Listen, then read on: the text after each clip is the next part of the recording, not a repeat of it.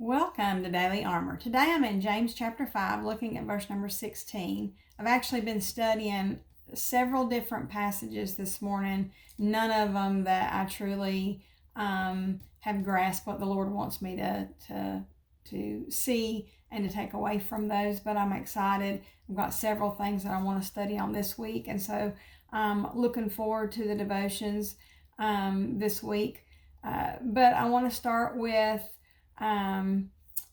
just what was on my mind this morning was that I wasn't sure that I had stepped across some bounds with what the Lord would want me to do. I have shared this many times over the last several years that I am one of my issues, one of my faults, and you'll see the scripture this morning. One of my faults is that I have a tendency to get ahead of the Lord.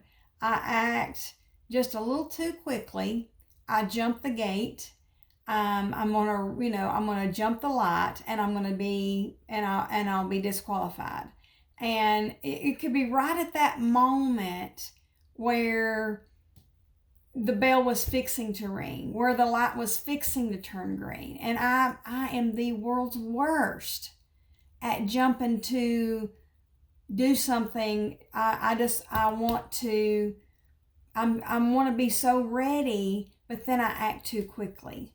I mess up. And James chapter 5 verse number 16 says, "Confess your faults one to another and pray one for another, that ye may be healed. The effectual fervent prayer of a righteous man availeth much."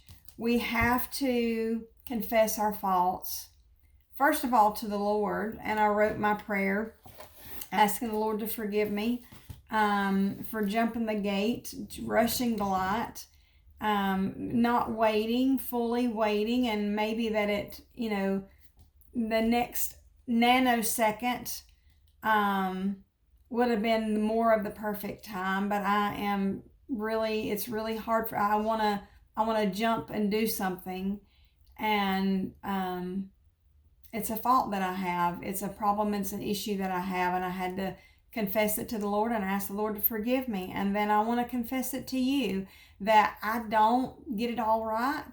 I mess up just like everybody else. And we're to share that with one another, because none of us need to look at somebody else like they got it all together. Because I promise you, I feel like I have nothing all together. And I look at others thinking they got it all together. There's a friend of mine, her name was Teresa, and she passed away a few years ago.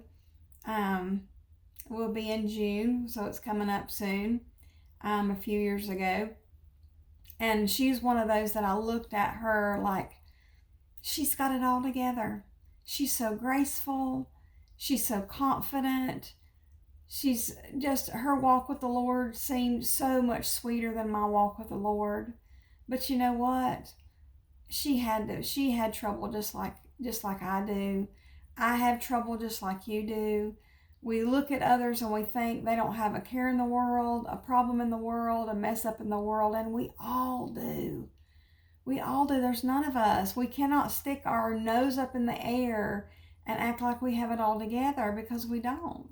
We don't. I don't have anything together.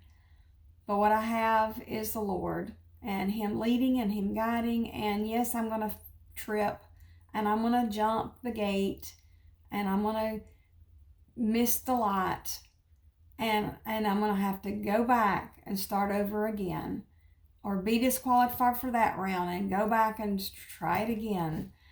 But there's healing to be had in confessing those things, admitting those things, not just to the Lord, and that's the first place that I started, but to one another. Thank you for joining me. I look forward to seeing you again soon.